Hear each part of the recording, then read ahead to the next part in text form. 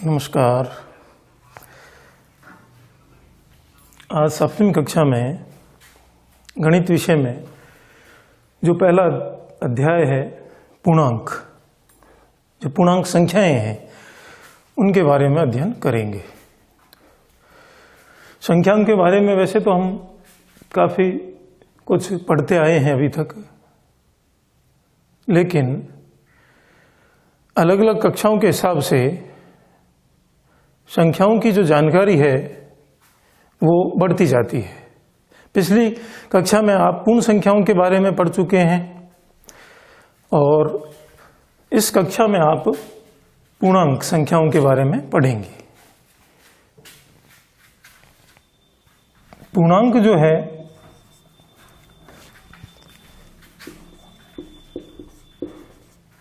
पूर्णांक संख्याएं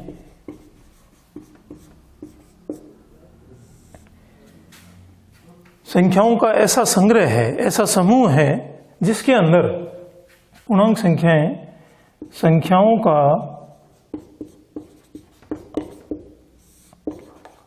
एक ऐसा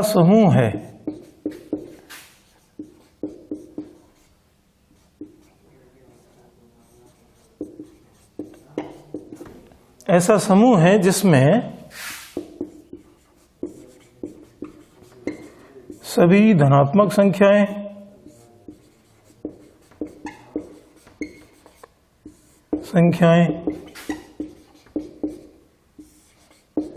ऋणात्मक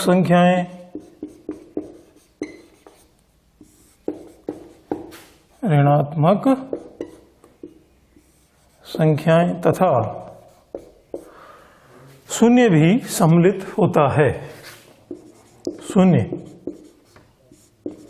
भी सम्मिलित है। अर्थात धनात्मक संख्याएं कौन सी संख्याएं हो गई? प्राकृत संख्याएं। प्राकृत संख्याएं। पिछली कक्षा में हम संख्याओं के प्रकार के बारे में पढ़ चुके हैं। तो वो प्राकृत संख्याएं हैं, सभी धनात्मक संख्याएं होती हैं। 1 से स्टार्ट होकर के 1, 2, 3, 4 इस प्रकार से ये संख्याएं चलती हैं। दूसरी पूर्ण संख्याएं,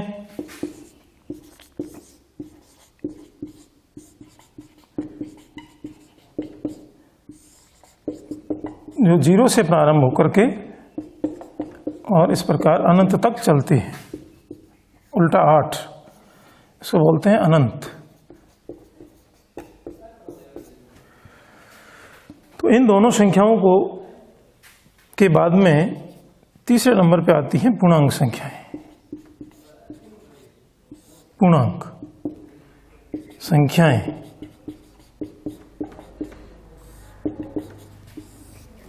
पहले ऋणात्मक फिर धनात्मक, छोटे से बड़े की ओर।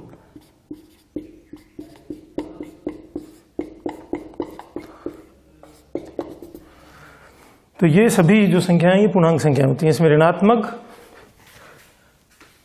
जिसमें सभी धनात्मक संख्याएं, ऋणात्मक संख्याएं तथा शून्य भी सम्मिलित है, उनको अपन पूर्णांक संख्याएं कह रहे हैं।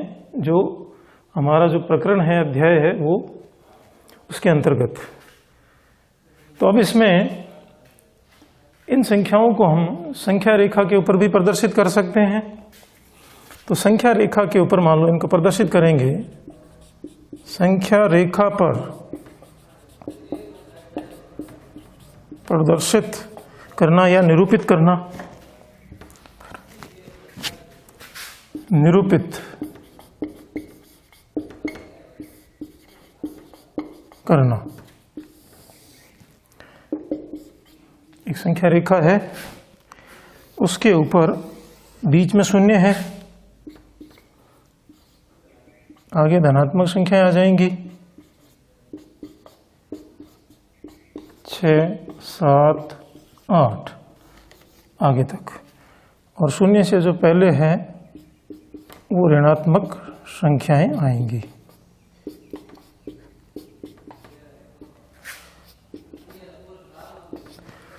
इधर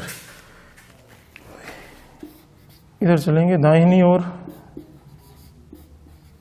दाहिनी ओर, शून्य के आगे की ओर जाएंगे तो दाहिनी ओर होगा, और शून्य के पीछे की तरफ जाएंगे बाईं ओर।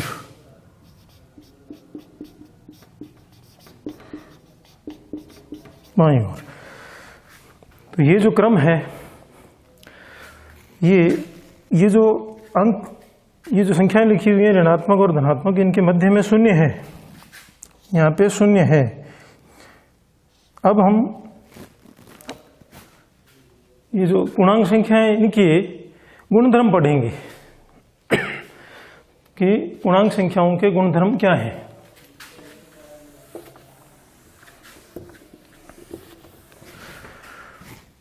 पूर्णांक संख्याओं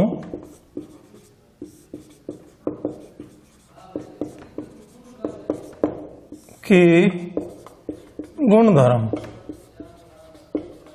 गुणधर्म के अंतर्गत यदि हम दो पूर्णांक संख्याओं को जोड़ते हैं या उनको आपस में घटाते हैं तो किस प्रकार जो है उनका मान आता है। दो पूर्ण संख्याओं को जोड़ने पर, दो पूर्ण संख्याओं को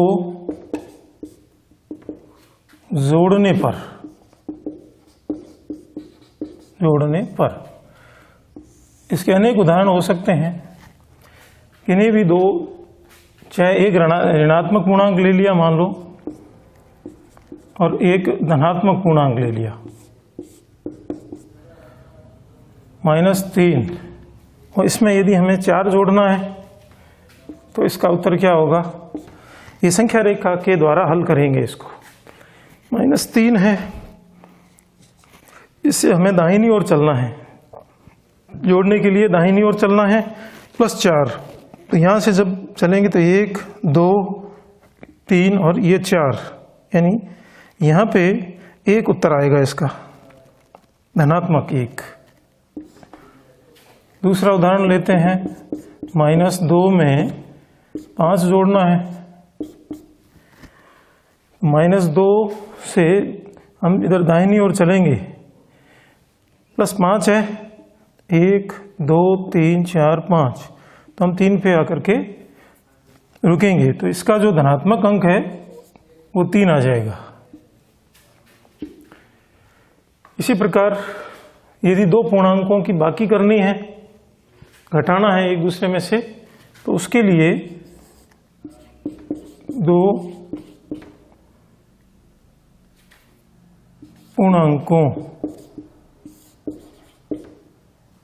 का घटाव, यहाँ पे पूर्ण नहीं है, ये पूर्णांक संख्याएं हैं। पूर्णांक संख्याओं को जोड़ने पर पूर्णांक है -3, तो संख्या रेखा पर ये पूर्णांक संख्याएं हो गई, संख्या रेखा पर निरूपित इस प्रकार से कर दिया। उसके बाद में हम इनकी जो गुणधर्म है उसमें सबसे पहले जोड़ना होता है, उसके बाद घटाना, आगे इसका गुणन भी है। तो दो पूर्णांकों का घटाव या व्यवकलन किस प्रकार से करेंगे।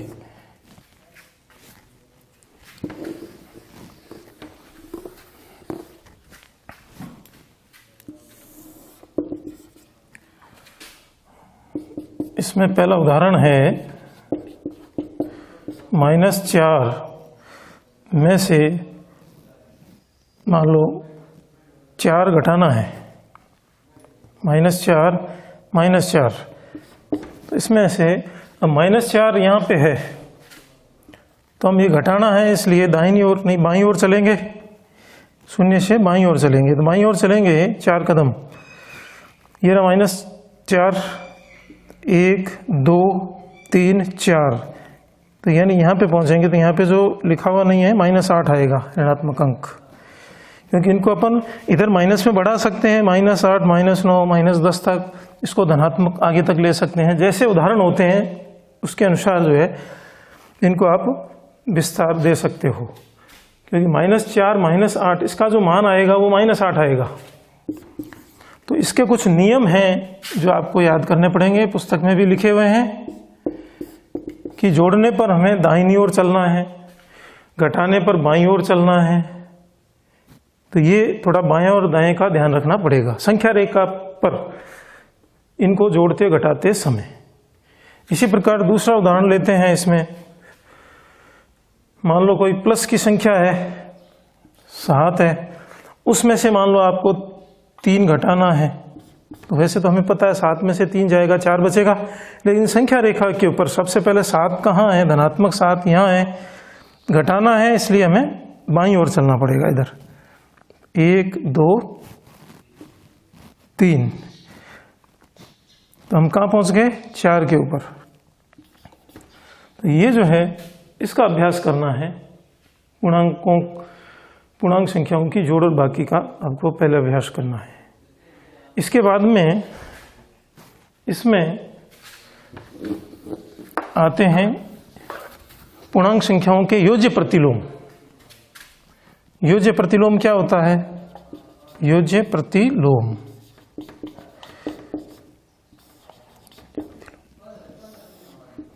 ये योज्य प्रतिलोम जो है पूर्णांक संख्याओं के हैं। कोई भी एक पूर्णांक संख्याएं ले लो, तो इसमें सिर्फ क्या है, उसका चिन्ह बदल जाता है।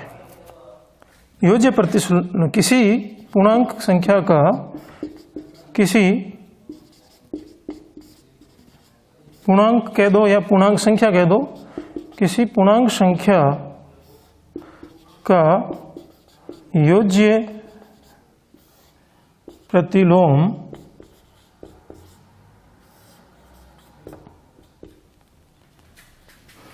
ज्ञात करते समय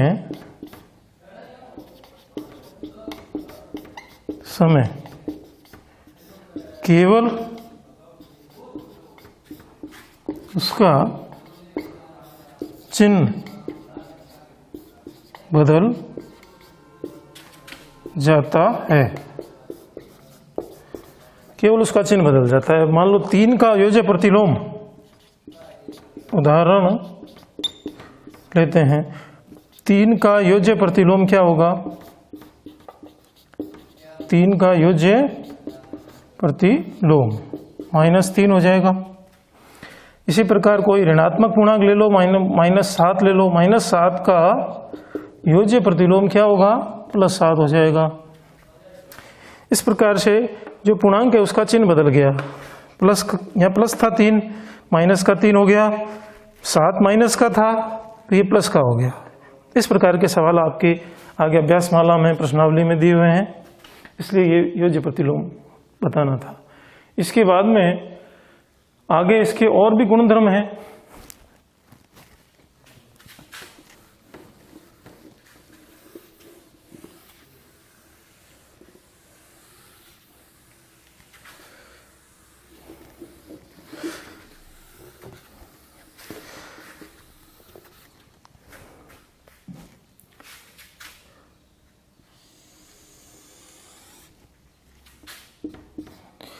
ये संख्या रेखा के ऊपर कुछ संख्याएं लिखी हुई हैं, 1 2 3 4 5 6 7 8, -1 -2 -3 -4 -5 -6 -7 -8। ये यहाँ पे यदि एक उदाहरण है, ये अपनी तरफ से बनाया है मैंने।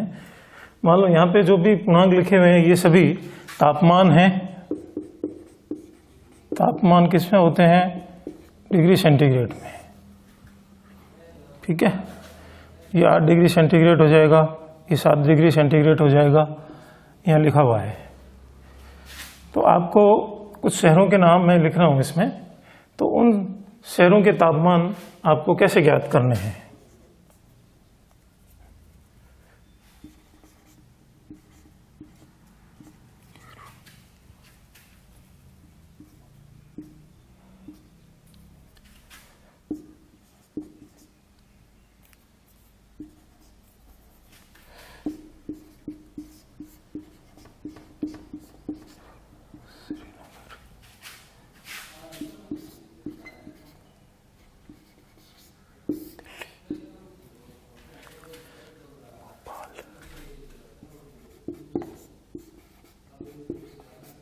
भोपाल। ये संख्या रेखा के ऊपर ये जो है 4 और एक 5,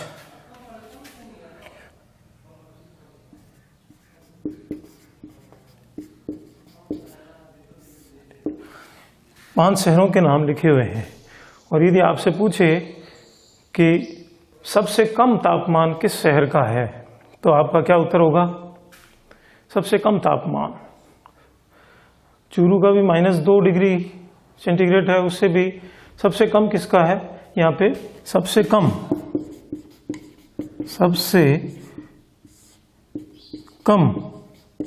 तापमान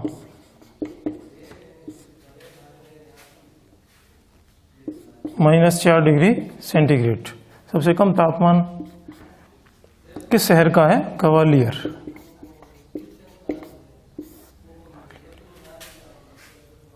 और उससे अधिक और सबसे अधिक तापमान जो है 8 डिग्री सेंटीग्रेड है, वो है भोपाल का। सबसे अधिक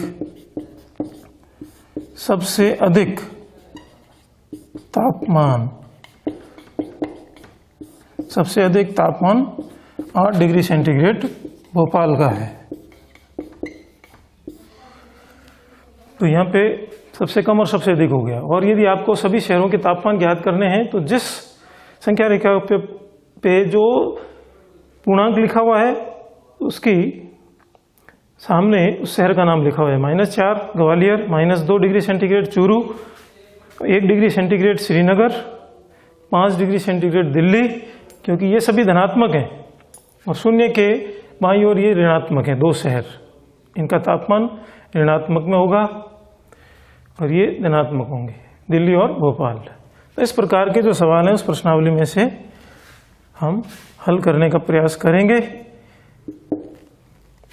अगले कक्षा में अगली बार फिर हम प्रश्नावली जो है पहली प्रश्नावली प्रारंभ करेंगे।